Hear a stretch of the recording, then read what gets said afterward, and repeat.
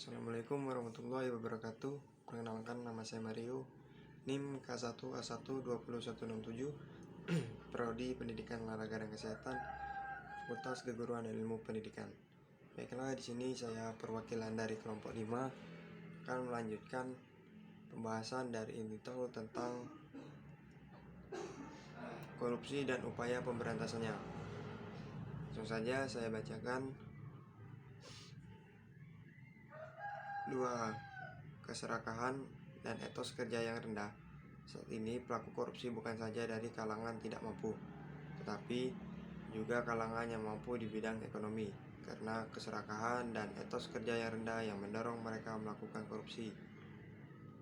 3. Tidak adanya sanksi keras atau berat dalam Undang-Undang Pemberantasan Tindak Pidana Korupsi. Terdapat sanksi pidana mati terhadap mereka yang melakukan tindak pidana korupsi dalam keadaan tertentu. Artinya, pemberatan bagi pelaku korupsi apabila tindak pidana tersebut dilakukan pada waktu negara dalam keadaan bahaya sesuai dengan undang-undang yang berlaku dan waktu terjadi bencana alam nasional.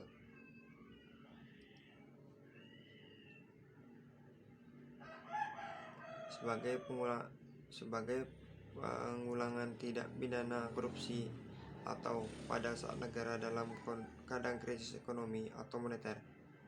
Walaupun ada sanksi yang berat dalam undang-undang tersebut, namun selama ini pelaku korupsi hanya dijatuhkan hukuman pidana penjara yang ringan atau bahkan dibebaskan dengan alasan karena cukup bukti dan lain-lain.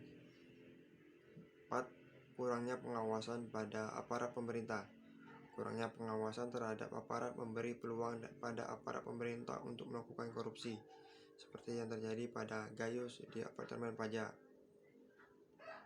Tindak pidana korupsi yang merajalela di negara Indonesia menimbulkan dampak atau akibat yang sangat luas, yaitu 1. Berkurangnya kepercayaan terhadap pemerintah. Berkurangnya kepercayaan terhadap pemerintah tidak hanya datang dari masyarakat tetapi juga dari negara lain.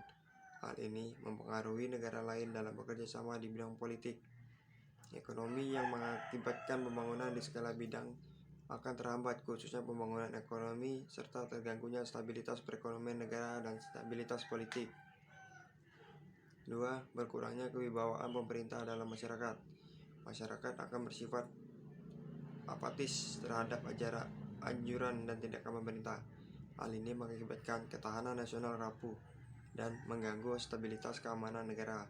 Pada akhirnya, masyarakat dapat menuntut mundur presiden karena dinilai tidak lagi dapat mengemban amanat masyarakat melakukan tindakan melawan hukum.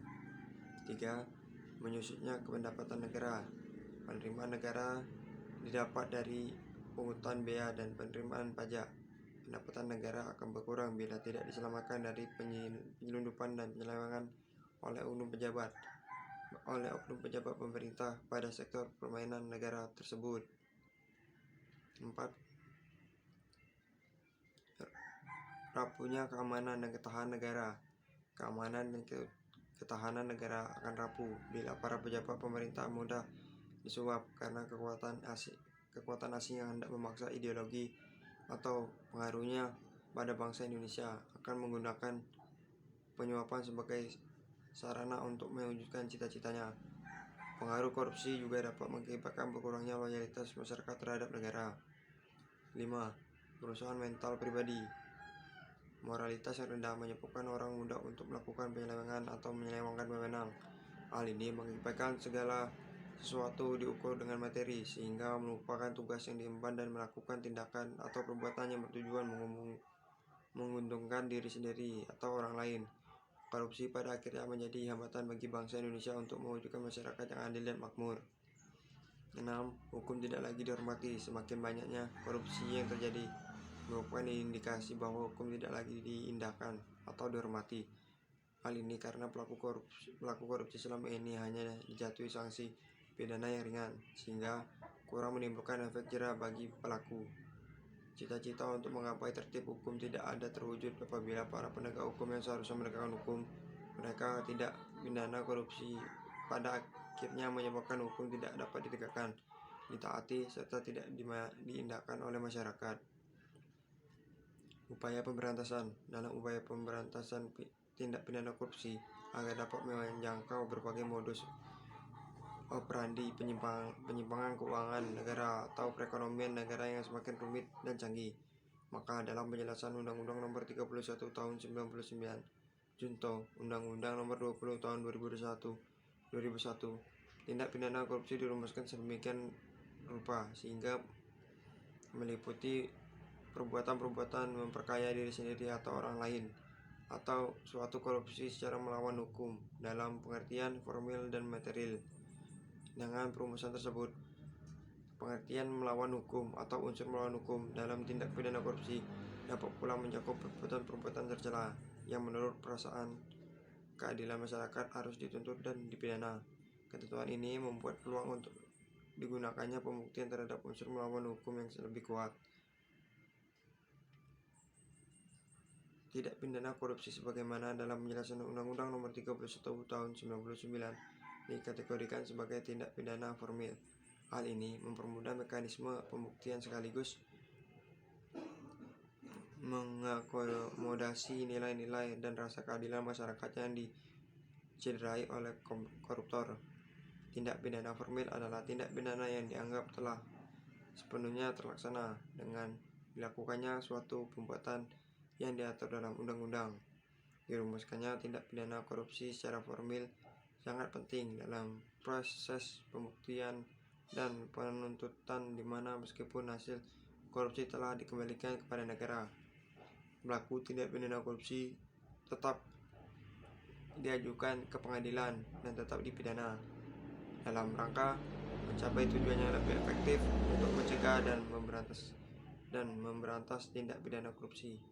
Undang-undang menetapkan ancaman pidana minimum khusus, pidana denda yang lebih tinggi, dan ancaman pidana mati yang merupakan pemberatan pidana. Undang-undang juga menetapkan pidana penjara bagi pelaku tindak pidana korupsi yang tidak dapat membayar pidana tambahan berupa uang pengganti kerugian negara.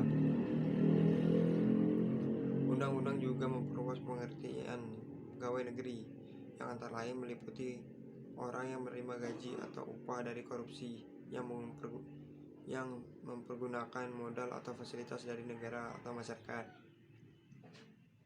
Arti dari fasilitas adalah perlakuan istimewa yang diberikan dalam berbagai bentuk, misalnya bunga pinjaman yang tidak wajar, harga yang tidak wajar, pemberian izin yang eksklusif, termasuk keringanan biaya masuk atau pajak yang bertentangan dengan peraturan perundang-undangan yang berlaku.